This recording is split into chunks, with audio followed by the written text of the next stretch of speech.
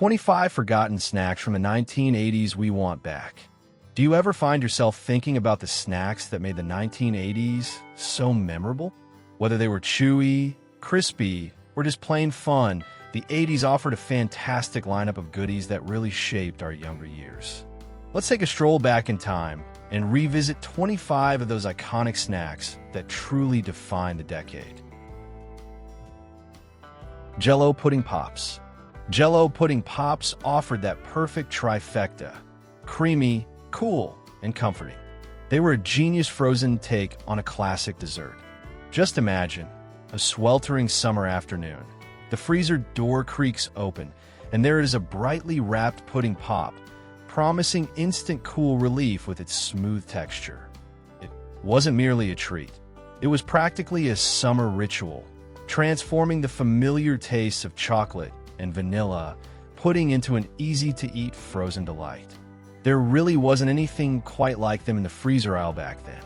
Pudding Pops had this magical consistency, dense and velvety, much like real pudding, yet refreshingly cold. Their straightforward flavors, chocolate, vanilla, and that famous swirl, made them universally loved. These pops weren't just about taste, either. They carried an air of simple joy and fun, helped along by those memorable TV commercials starring Bill Cosby. Created as a clever way to repackage Jell-O's popular pudding, Pudding Pops became more than just a product. They represented a specific time, capturing the essence of childhood summers with every creamy bite. They didn't just cool you off, they brought families together, forging lasting memories one delicious pop at a time. Dunkaroos. Remember Dunkaroos? They weren't simply a snack. They were more like an event that brought a little thrill to munching time. Cracking open that package meant you were in for something good. Those little crunchy cookies ready to be dipped into that pot of rich, creamy frosting. The best part, though, was being in charge. You decided exactly how much frosting coated each cookie, making every single bite your own personal creation. And oh, that frosting. It was wonderfully smooth, sugary, and incredibly sweet, almost pushing Dunkaroos into dessert territory rather than just a snack. Who could forget the classic vanilla frosting dotted with rainbow sprinkles? That combination was a massive hit, and you definitely see kids trying to trade for the best flavors during lunch or recess at school. It was a sad day when Dunkaroos vanished from stores back in the early 2000s, leaving a whole generation of fans missing them. Thankfully, they've made a comeback. But for those of us who recall the originals, well, nothing quite captures those childhood moments of dunking and enjoying like the first time around. Ecto Cooler. Ecto Cooler wasn't your average juice box. It was a full-blown pop culture sensation. Launched as a tie-in for the legendary Ghostbusters movie, Ecto Cooler shot to fame not just for its refreshing citrus tang, but for that absolutely unforgettable neon green color. Drinking it felt like sipping a little bit of the movie magic, and that vivid green hue made it jump off the shelves like nothing else. The packaging added to the fun, prominently featuring Slimer, the mischievous green ghost who essentially became the drink's mascot. It didn't take long for Ecto Cooler to become a fixture in lunchboxes and refrigerators nationwide, lasting much longer than its initial promotional period simply because fans adored it. It was more than just a drink, it was a tangible memory. Sadly, the original Ecto Cooler was discontinued around 2010, leaving fans yearning for that unique sweet and tangy taste. However, nostalgia struck big time in 2016 when it made a brief comeback as Hi-C Ecto Cooler, rekindling the widespread affection for this legendary beverage. For anyone who remembers the original, Ecto Cooler wasn't just juice, it was a little taste of childhood magic. How about Nerds Candy? Those iconic little boxes with the two separate compartments were so clever. Each side held tiny, super crunchy bits of tangy candy, often in contrasting flavors like strawberry and grape, or maybe cherry and orange. Remember shaking the box and hearing that satisfying rattle before sliding open one side. Pouring them straight into your mouth was half the fun, getting that intense sweet and sour punch that really woke up your taste buds. They were totally unique back then, just pure, colorful, sugary excitement in a fun little package. Nerds were definitely a go-to treat for how about Nerds candy? Those iconic little boxes with the two separate compartments were so clever.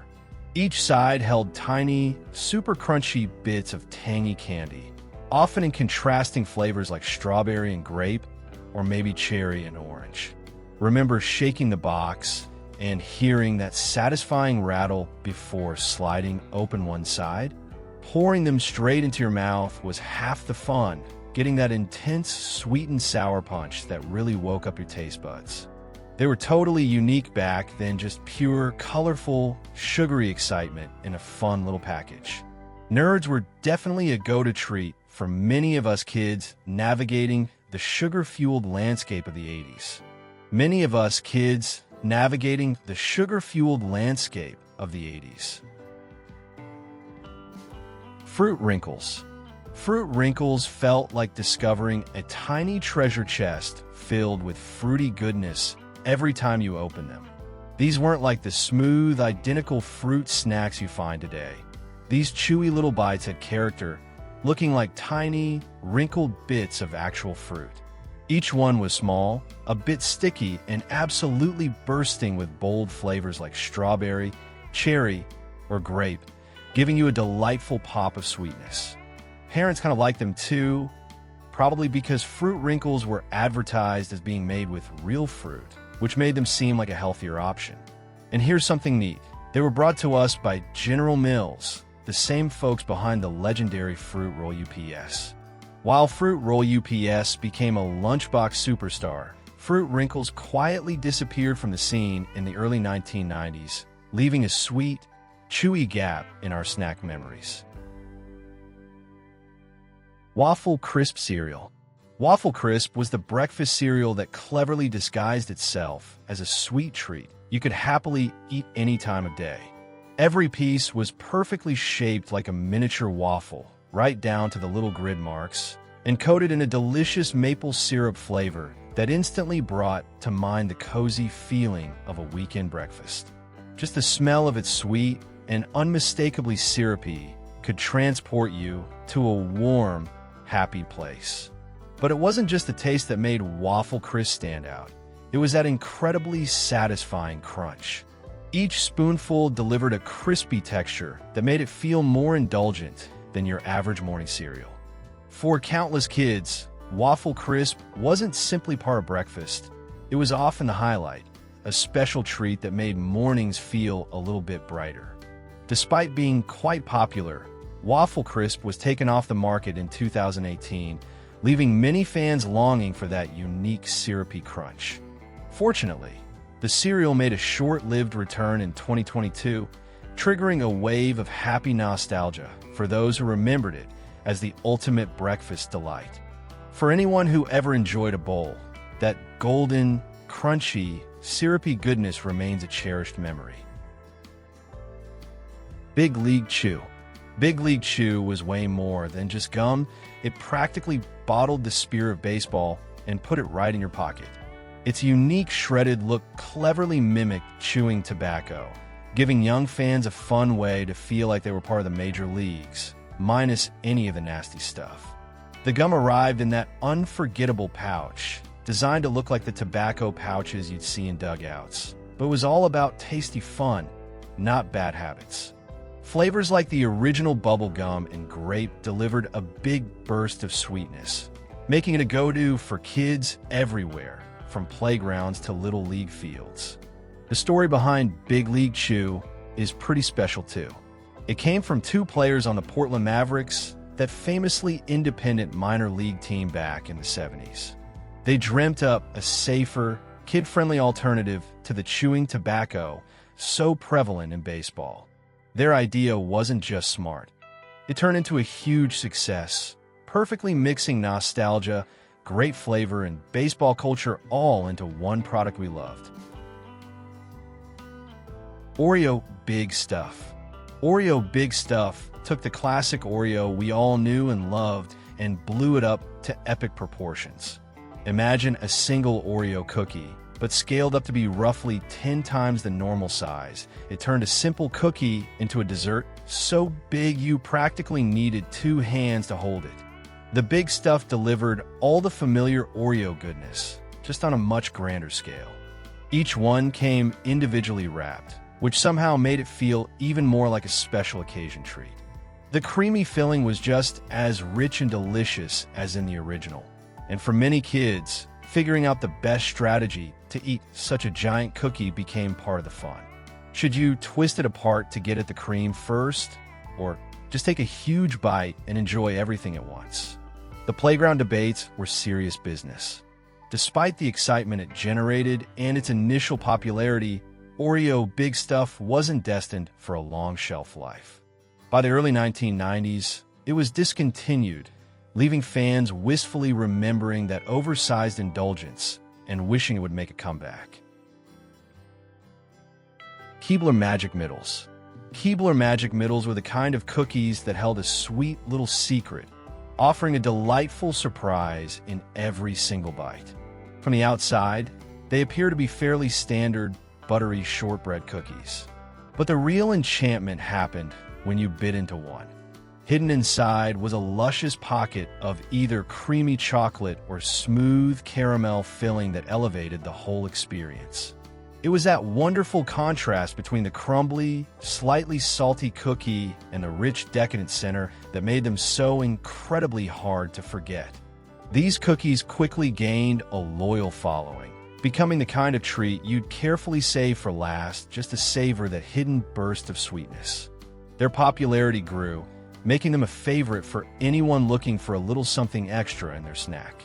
Unfortunately, despite their appeal, Keebler eventually stopped making Magic Middles, leaving behind a sweet memory that fans still recall with fondness. Just thinking about that secret gooey center is enough to make you feel nostalgic for those delightful bites. Hubba Bubba Bubblegum. Hubba Bubba Bubblegum felt like your secret weapon for blowing the absolute biggest, most impressive bubbles on the block. Of course, the original bubblegum flavor was a solid choice, but things got really interesting with flavors like grape and watermelon, adding an extra layer of fun to each chew. The gum itself had this great soft, chewy texture that was just right for inflating those enormous bubbles, the kind that earned you bragging rights. Just unwrapping a piece of Hubba Bubba was a small pleasure. You'd get hit with that burst of fruity smell even before popping in your mouth, setting you up for the sweet flavor that seemed to last longer than most other gums from that era. And who could forget the commercials? They were always full of laughs and playful energy, cementing Hubba Bubba's reputation as the go-to gum for bubble-blowing fun. Whatchamacallit. The Whatchamacallit candy bar was almost as much fun to say as it was to devour. Popping up in the late 70s and really hitting its stride through the 80s, it added a wonderfully quirky option to the candy aisle. Its unique makeup, a blend of crisp rice, chewy caramel, all wrapped in a smooth milk chocolate coating, offered layers of texture and flavor that just kept you interested. That mix of crunchy, chewy, and chocolatey goodness created a truly memorable snacking experience. Beyond the taste, Whatchamacallit had that name that really made it stick in your mind. The commercials leaned into the unusual name, presenting it as a fun, playful mystery you just had to try. It carved out a niche as a candy kids enjoyed for its sheer novelty and personality. While Whatchamacallit might not have reached the superstar status of some other candy giants, it cultivated a dedicated following of fans who still look back fondly on its distinct taste and fun-loving spirit. It was proof that sometimes the most enjoyable things come in slightly offbeat packages. Bar None. Introduced by Hershey in the late 80s, Bar None was a chocolate bar that stood out from the crowd. It quickly gained fans among chocolate lovers looking for something a bit more complex. This treat was built with layers of crispy chocolate wafers, held together by a rich, creamy chocolate filling, all enveloped in a substantial coating of milk chocolate. What really set it apart was a subtle scattering of crushed peanuts, adding just the right touch of nutty flavor and crunch to elevate the whole thing. What made bar none feel special was its refined, almost sophisticated quality. It wasn't just another candy bar. It felt like a carefully crafted chocolate experience, perhaps aimed at those who really appreciated depth of flavor. The interplay of textures, the smooth filling against the crisp wafers, all coated in creamy milk chocolate, resulted in a bar that was both satisfying and indulgent. Sadly, despite a promising start, bar none vanished from shelves by the mid-90s, leaving many fans puzzled as to why such a unique and delicious candy bar didn't stick around longer. Giggles Cookies. Giggles Cookies were more than just your average snack. They seemed to deliver a little dose of happiness with every cookie. These sandwich cookies, somewhat similar to Oreos, really stood out because of the playful, smiling faces stamped right onto each cookie wafer. They weren't just fun to look at, they were fun to eat too. Each Giggles cookie had a crunchy exterior and a unique two-layer creamy filling vanilla cream on one side, chocolate on the other. The best part? Kids absolutely loved pulling them apart, sometimes mixing and matching the fillings to create their own perfect flavor combo. Giggles cookies quickly became a popular choice for lunchboxes and after-school snacking. They were lighthearted, tasty, and made snack time feel a bit more cheerful. Although they eventually vanished from store shelves, Giggles cookies remain a fondly remembered nostalgic treat for those who grew up enjoying them. They weren't just food, they were like a mini moment of joy, a playful reminder that sometimes snacks should just be fun. Planters cheese balls. They were truly snack time royalty, arriving in that iconic blue canister that just seemed to promise a good time. These weren't ordinary cheese puffs. They were delightful little spheres of cheesy joy. Their texture was masterful, perfectly crispy, yet airy, practically dissolving in your mouth. And naturally, you couldn't enjoy cheese balls without getting that signature bright orange cheese dust all over your fingers, a true badge of honor for dedicated snackers. There was a certain charm to these cheesy delights that made cracking open a can feel special. Whether you brought them out for movie night, a party, or just because you felt like it, lifting that lid felt like unleashing pure cheesy happiness. Although they vanished for a time and later returned rebranded as cheese balls, anyone who tasted the originals knows they were something special that hasn't quite been replicated. Captain Crunch's Crunch Berries. Captain Crunch's Crunch Berries took breakfast cereal and turned it into something far more exciting. By mixing the classic golden Captain Crunch squares with brightly colored, fruity berry-shaped pieces, it transformed a regular bowl of cereal into a vibrant and tasty adventure. That combination of sweet, slightly tangy crunch made mornings feel a lot more fun, and for many cereal fans, Crunch Berries quickly became a pantry essential. Whether you ate them bright and early or snuck a bowl late at night, this cereal was always ready to add a burst of color and flavor. Bonkers Candy. Bonkers Candy was one of those wonderfully surprising treats that always brought a smile. Each little square piece was packed with a flavor adventure, a soft, chewy outside wrapped around a juicy, fruit-flavored center that burst with sweetness when you bit down. With their vibrant colors and punchy flavors, Bonkers quickly became a kid favorite, delivering that perfect hit of sugary goodness we all craved. But it wasn't solely the candy that made Bonkers so memorable. Those zany, over-the-top commercials played a big part too. Remember those scenes with giant pieces of fruit falling out of the sky and hilariously bonking people on the head? The ads were just as wild and fun as the candy itself, turning Bonkers into a bit of a pop culture moment. Another great thing about Bonkers was the texture.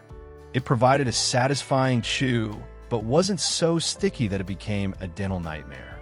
For a candy that was all about big flavors and fun, Bonkers really nailed it, leaving a sweet impression long after the last piece was gone. Slim Jim. For kids in the 80s looking for something savory and bold, Slim Jim was often the snack of choice. With its distinctively spicy, meaty flavor, it offered a protein-packed alternative to the usual sweet candies or salty chips. This fiery snack stick quickly built up a dedicated following, even becoming associated with a sort of tough guy persona among kids. Slim Jim's easy portability made it a perfect fit for school lunches or an after-school hunger fix, turning it into a classic savory snack that many kids found irresistible. Whether grabbed for a quick bite or shown off as a bold choice, Slim Jim definitely made its mark. Carnation breakfast bars. Before granola bars took over, Carnation breakfast bars were the original grab-and-go breakfast solution. Back then, these bars were pitched as a quick and nutritious way to kickstart your day. Although for kids, they often felt more like a tasty treat. Each bar had a distinct, somewhat dense, and slightly gritty texture, and they were packed with chocolatey flavor. Wrapped up in shiny foil, Carnation breakfast bars came in varieties like chocolate chip and peanut butter, making them appealing to both kids and adults. Part of their charm wasn't just the taste, but the feeling that you were eating something a bit grown-up. Kids might grab one on the way out the door to school or during a hectic morning, feeling rather sophisticated. They represented convenience, quick, easy, and tapping into that emerging trend of portable food. Unfortunately, as snack trends evolved, Carnation breakfast bars were eventually phased out. But for many who remember them, those bars signified a shift in how we thought about breakfast, making it fast, portable, and maybe just a little bit indulgent. In many ways, they paved the way for the wide array of snack bars we have today. PB Max. PB Max was the candy bar designed to send peanut butter aficionados straight to snack heaven. Just picture this: a thick, wonderfully creamy layer of real peanut butter generously spread atop a crunchy cookie base, the whole thing enrobed in a rich milk chocolate shell, and then finished with a light sprinkle of oats. It was the kind of confection that delivered a dessert-like experience in every single bite. The name PB Max wasn't just catchy, it directly referred to the maximum amount of peanut butter they managed to pack into each bar. And believe me, when you took a bite, you knew exactly why it was named that. The blend of textures was a huge part of its appeal. You'd get that satisfying snap from the chocolate coating, followed by the crunch of the cookie base, and then the incredibly smooth, velvety peanut butter that brought it all together beautifully. It was a winning combination that made PB Max an immediate sensation. Despite being quite popular, PB Max was taken off the market in the early 90s. While it certainly had a loyal following, rumors circulated that its demise wasn't due to poor sales, but perhaps a strategic decision by Mars to prevent it from competing too closely with their powerhouse candy, Snickers. Whatever the reason, PB Max left behind a legion of disappointed fans who still hail it as the ultimate peanut butter candy bar experience. Nestlé Quik Strawberry Powdered Milk. Nestlé Quik Strawberry Powdered Milk was the absolute best way to jazz up a plain old glass of milk and turn it into something fun and fruity. Just a couple of spoonfuls of that bright pink powder would magically transform milk into a sweet, strawberry-flavored concoction that felt like a liquid treat. The strawberry taste was very distinct, quite sweet, but pleasantly so, making it a perfect quick fix for a sugar craving. But the appeal wasn't only in the flavor. There was something special about the ritual of mixing it yourself. Watching the pink powder swirl and dissolve into the white milk was almost as entertaining as drinking the final product. For many kids, this became a regular part of the day, whether with breakfast or as an after-school refresher. Strawberry Quik was the easy choice to make milk more exciting. While you can still find versions of it here and there, that familiar bright pink powder isn't quite as common as it used to be.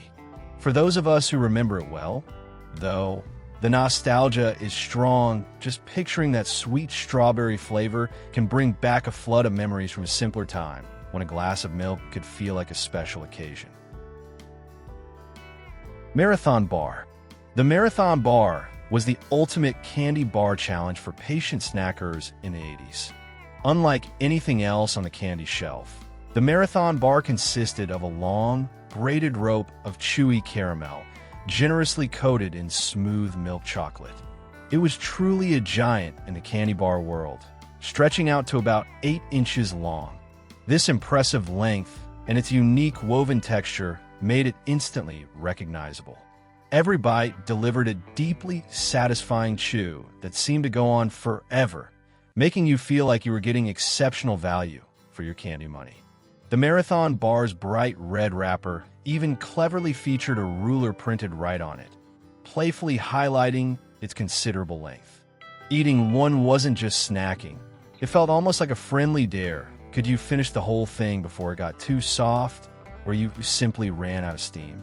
Its distinctive character made the marathon bar a huge favorite, especially for those who love a long-lasting, chewy caramel experience.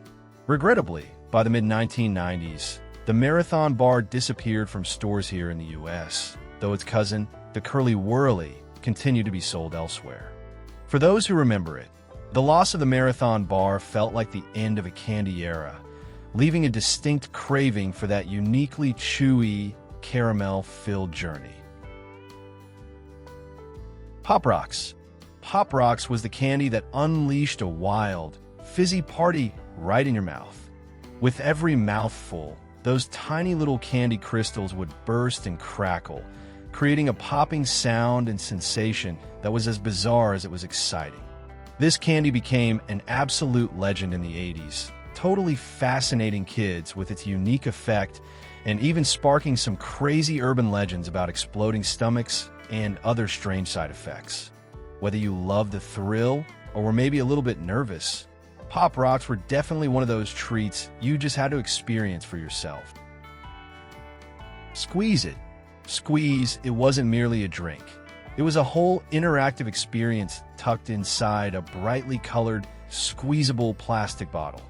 With that signature twist-off cap and its vivid, almost neon hues, Squeeze It turned drinking juice into something fun and playful.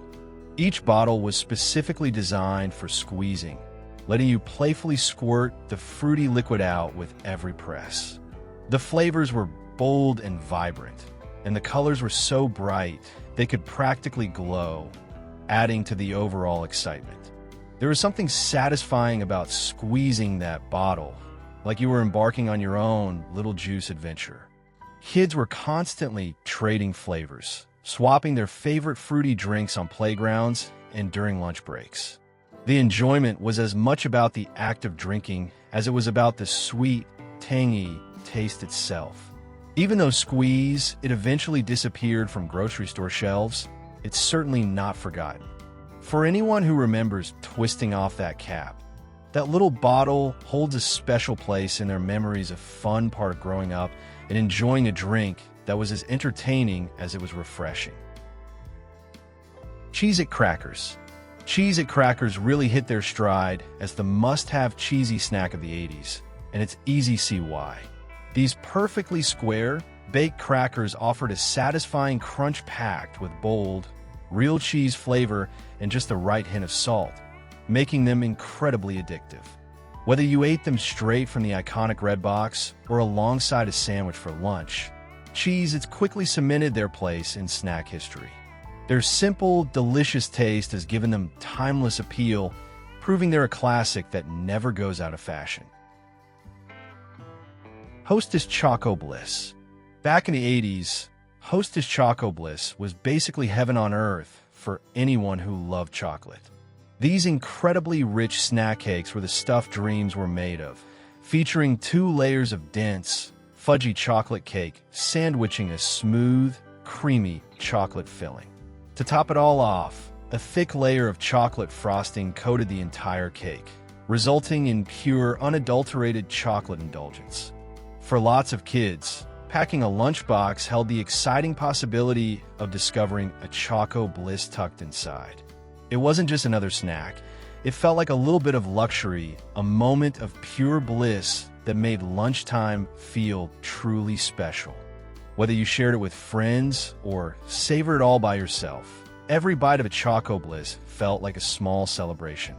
Unfortunately, Hostess eventually stopped making Choco Bliss, and those who fondly recall its irresistible chocolatey goodness can only reminisce.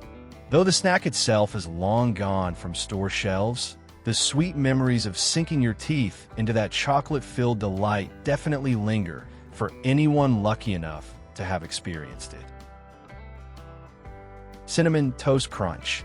Making its grand entrance in the late 80s, Cinnamon Toast Crunch forever altered the breakfast landscape for kids.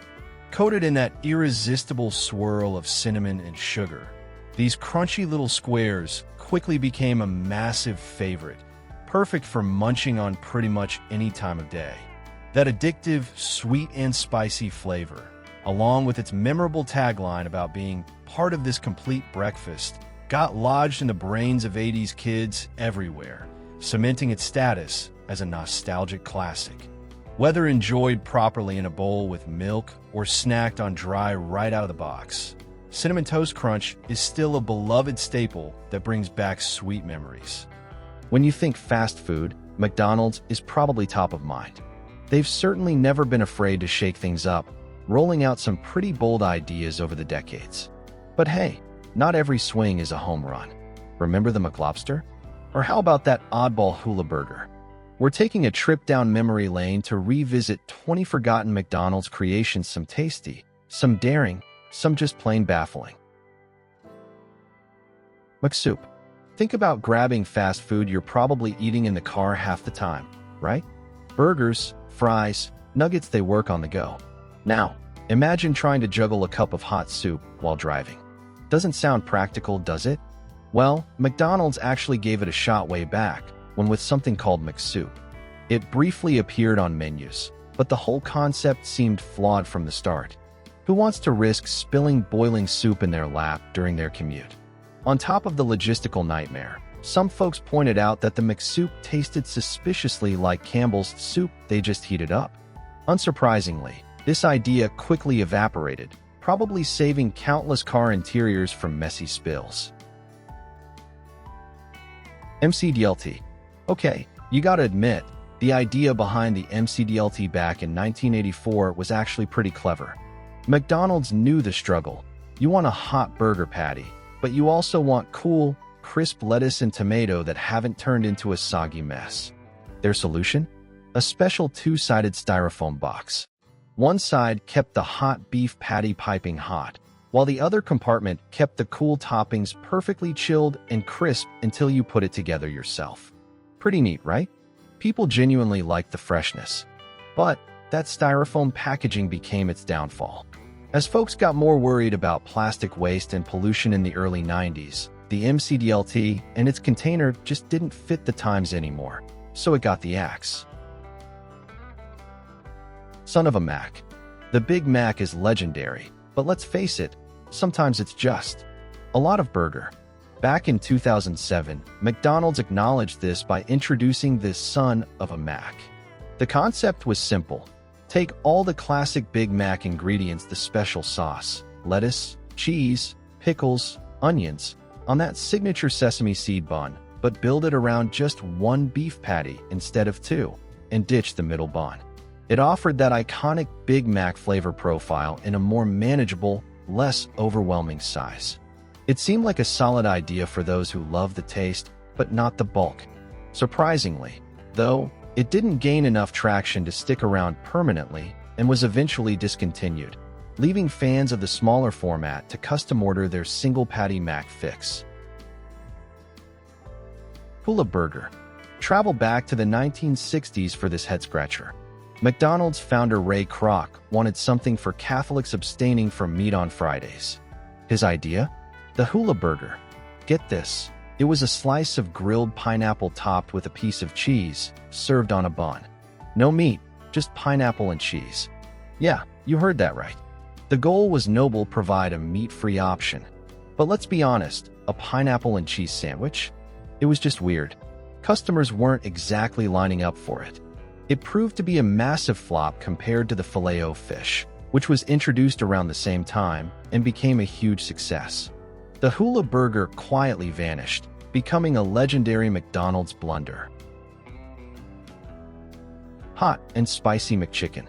For those who thought the regular McChicken sandwich was a little too tame, McDonald's offered a fiery alternative starting in the early 2000s, the hot and spicy McChicken.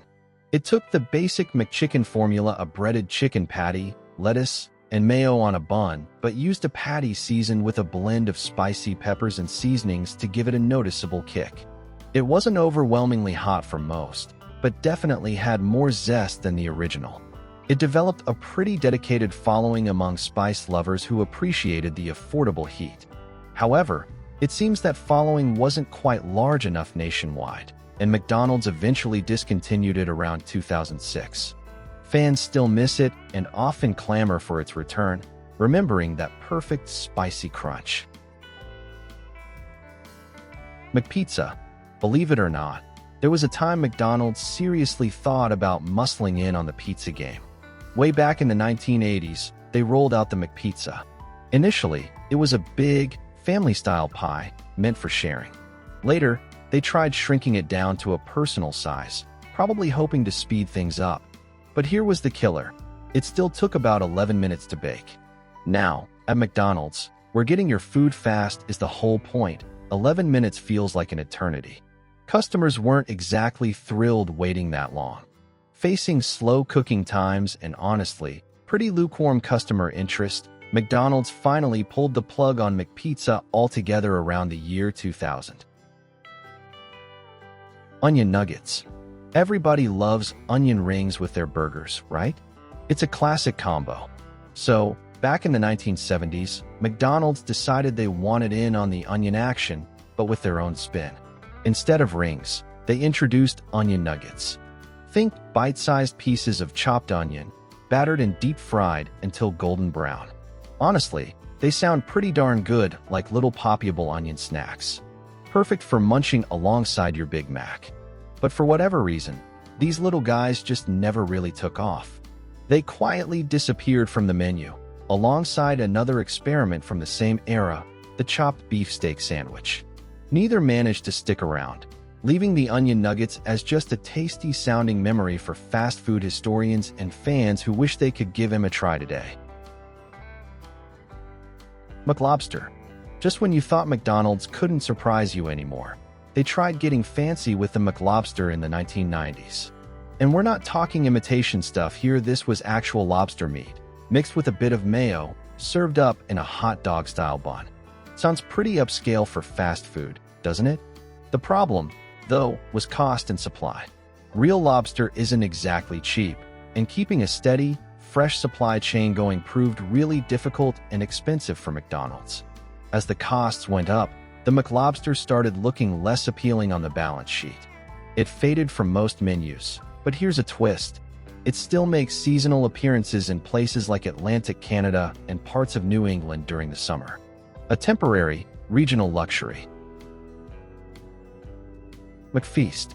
The McFeast has had a bit of a journey, popping up in different forms and places over the decades.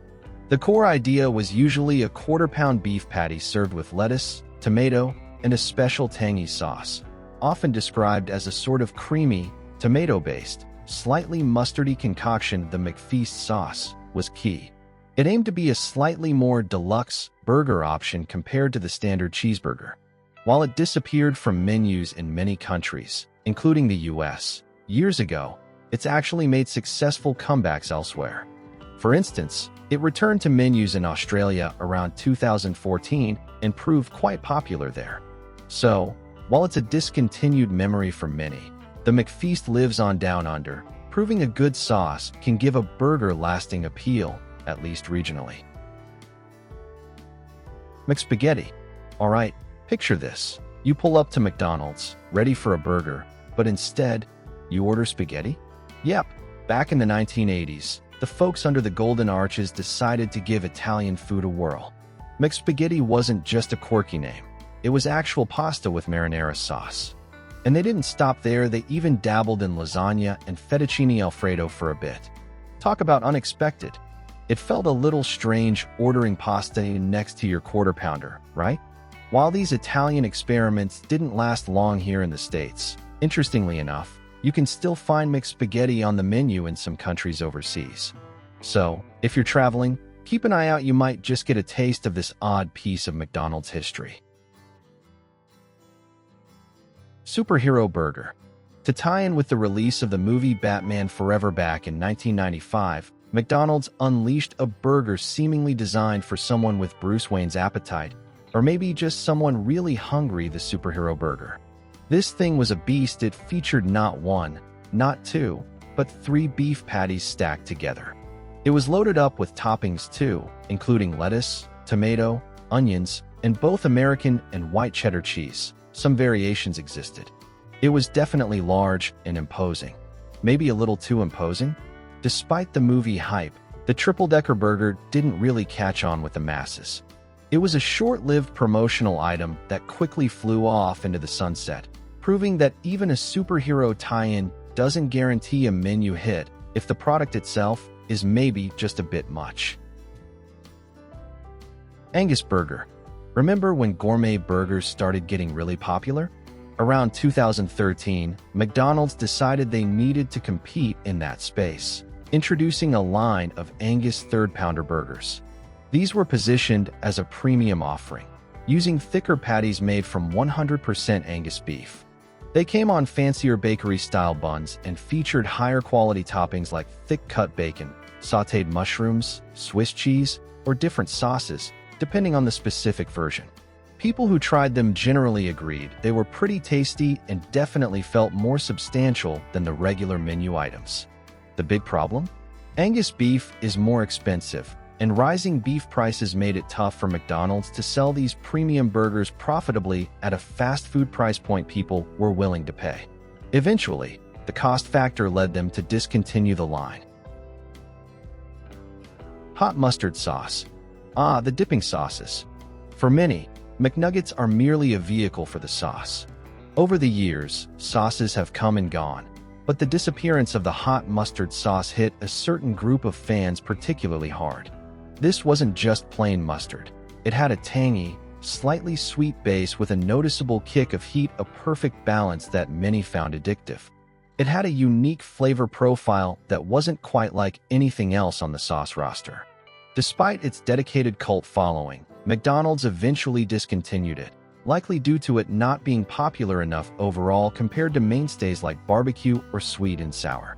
Ever since, those loyal fans have been lamenting its loss and occasionally petitioning for its return, missing that specific zesty dip. McStuffins. Remember the Hot Pockets craze? Those microwavable stuffed sandwiches were everywhere.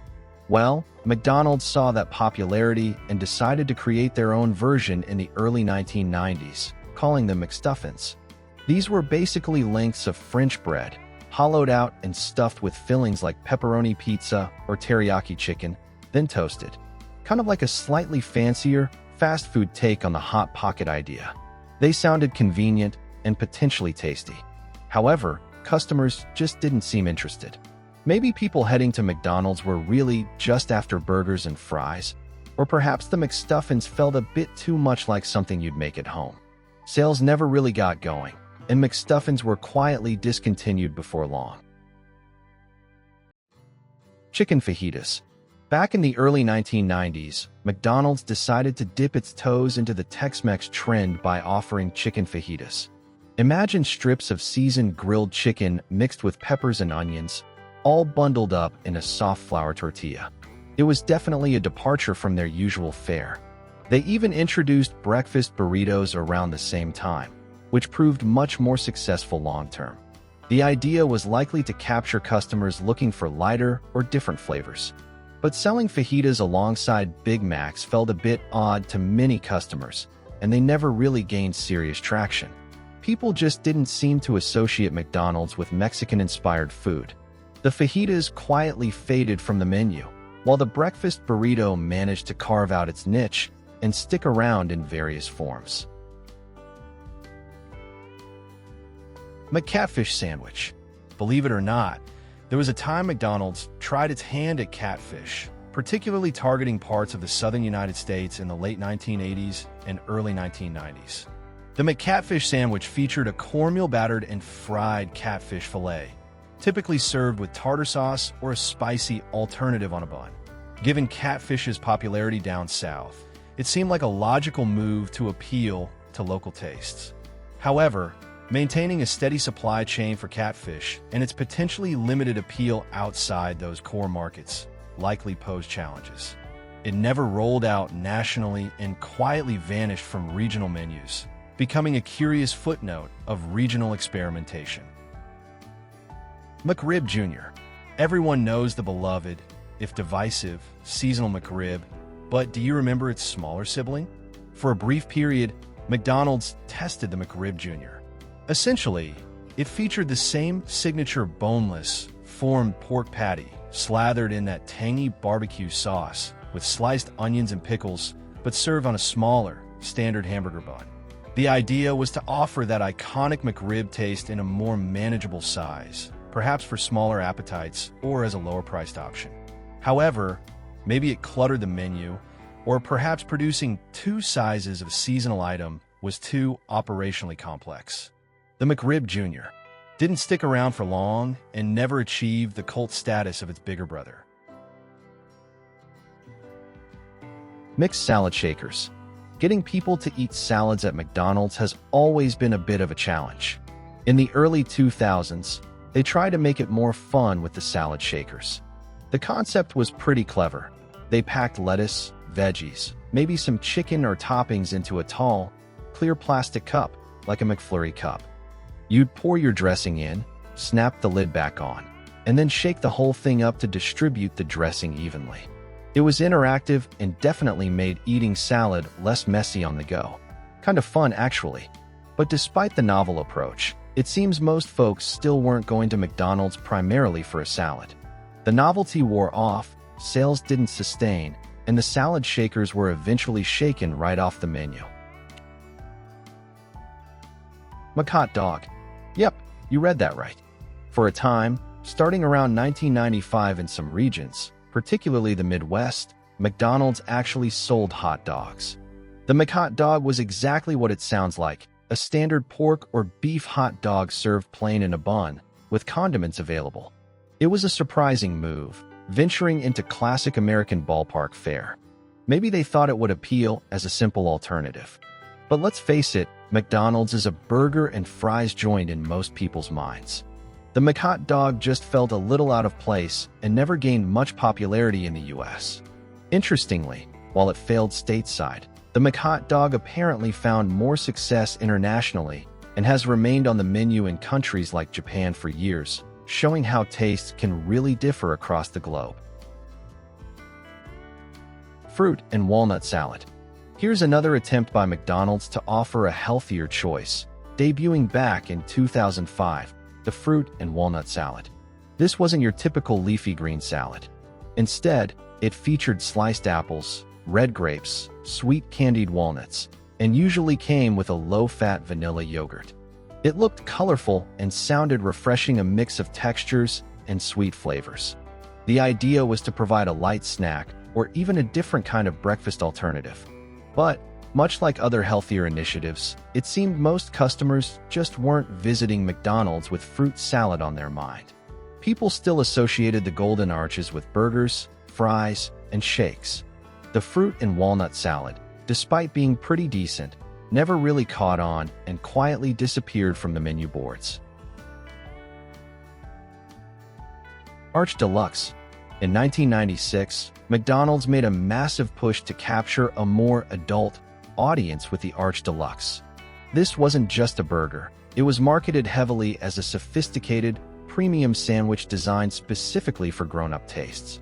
It featured a quarter-pound beef patty on a split-top potato flour bun, topped with peppered bacon, lettuce, tomato, onions, cheese, and a secret mustard mayonnaise sauce.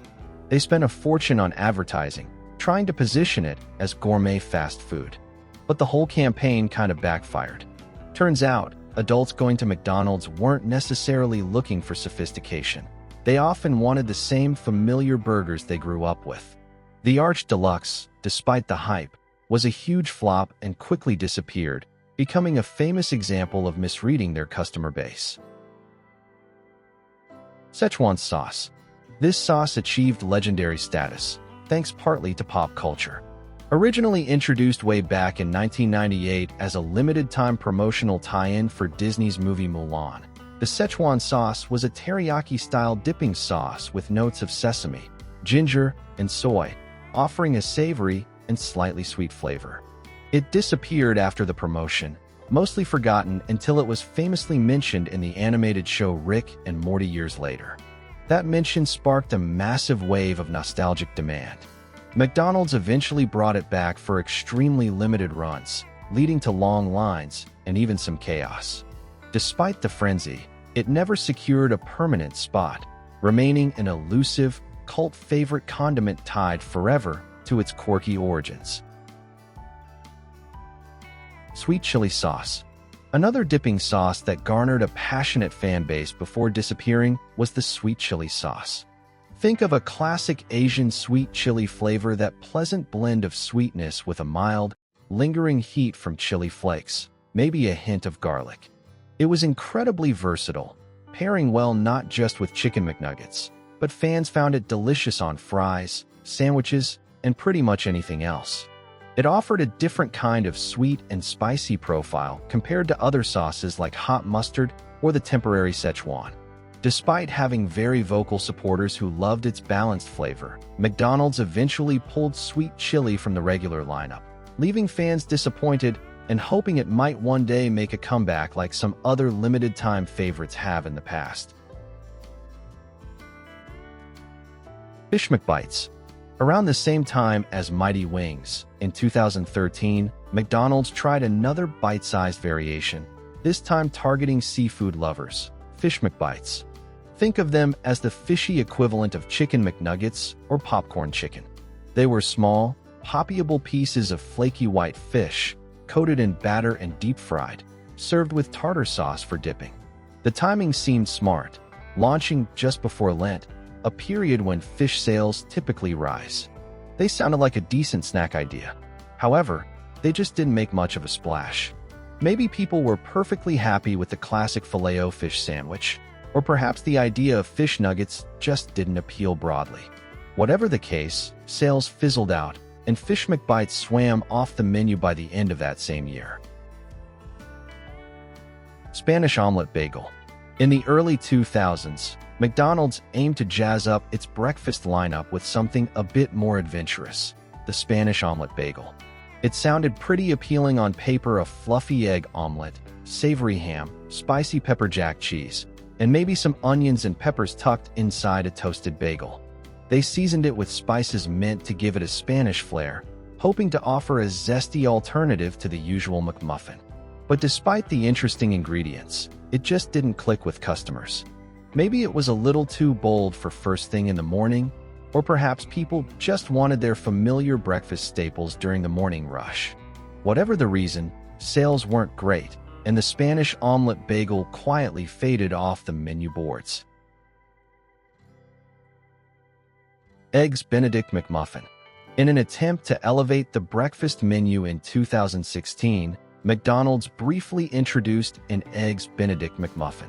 It sounded quite promising, aiming to bring a touch of brunch sophistication to the drive-thru window. The sandwich featured a toasted English muffin, Canadian bacon, a creamy hollandaise sauce, and here's where it fell short for purists: their standard folded or round egg patty. The lack of a traditional poached egg with a runny yolk was a major sticking point for many. It just didn't deliver that authentic Eggs Benedict experience people were hoping for. Without that key element, it felt like a bit of a letdown, and the Eggs Benedict McMuffin didn't last long on the national menu. Mighty Wings. In 2013, McDonald's decided to jump into the bone-in chicken wing game with Mighty Wings. They were aiming for customers who liked a bit of heat and wanted something different from nuggets or sandwiches. These were actual chicken wings, breaded with a supposedly spicy coating and fried crisp. McDonald's seemed to have high hopes, ordering a massive amount of wings, banking on them being a huge hit. Unfortunately, customers didn't bite literally. Sales were disappointingly low. Maybe the price was too high, or the spice level wasn't right, or people just didn't think wings when they thought McDonald's. They ended up with a huge surplus of unsold wings, forcing them to slash prices just to get rid of them. Once the inventory cleared, Mighty Wings were gone for good. Strawberry Shortcake McFlurry. Oh, this one broke some hearts when it left.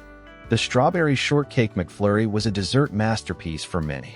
Imagine McDonald's creamy vanilla soft serve, blended with pieces of shortcake or cake-like crumbles and swirled generously with sweet strawberry topping. It perfectly captured the essence of a classic strawberry shortcake in a cool, spoonable treat. Introduced often as a seasonal or limited-time offering, it consistently proved incredibly popular whenever it appeared. People genuinely loved it. Despite its fan-favorite status, McDonald's eventually stopped bringing it back, much to the dismay of dessert enthusiasts. While they still offer strawberry sundaes, it's just not the same blend of textures and flavors that made the Strawberry Shortcake McFlurry such a beloved, albeit temporary, hit. Cheddar Melt Burger. Here's a throwback to 1988, the Cheddar Melt. This burger aimed for a richer, more savory flavor profile. It featured a standard beef patty, but instead of sliced cheese, it was topped with a warm, gooey cheddar cheese sauce. Adding to the flavor were sautéed or grilled onions. And perhaps most distinctively, it wasn't served on the usual white bun. McDonald's put the cheddar melt on a darker rye bun, giving it a unique taste and appearance compared to everything else on the menu. It sounded like a cozy, flavorful combination, especially with the rye bun twist. However, it never quite became a staple, disappearing and reappearing briefly a few times over the years before ultimately fading away for good. Big and Tasty. Introduced in 1997, the Big and Tasty was McDonald's direct answer to Burger King's Whopper. It aimed to deliver that classic, loaded burger experience. A quarter-pound beef patty, ketchup, mayonnaise, crisp lettuce, ripe tomato slices, pickles, and diced onions, all on a sesame seed bun. It was basically McDonald's version of the Whopper formula, focusing on fresh toppings and that savory, slightly messy burger appeal. And for a good while, it was a solid performer on the menu, offering a real alternative to the Big Mac. However, over time, perhaps due to menu simplification or shifting preferences, its popularity waned in the United States. McDonald's officially removed the Big and Tasty from its U.S. lineup around 2011, though like some other items, variations can still sometimes be found internationally. McJordan. Back in the early 90s, Michael Jordan was absolutely king, not just in basketball, but in popular culture. McDonald's smartly decided to team up with his heiress for a special burger, tested only in the Chicago area, the McJordan Special. So what was it? Basically, a quarter-pounder patty on a sesame seed bun, but with a few specific tweaks: pickles, raw onions, bacon, and importantly, barbecue sauce instead of ketchup or mustard. The real unique touch, though, was the bacon. It came in round slices, perfectly matching the shape of the burger patty, ensuring bacon in every bite. A cool gimmick. While it had its fans, especially in Chicago, the McJordan never went nationwide and eventually faded away after its promotional run. Still a neat piece of MCD's history tied to a legend. McTurkey Burger.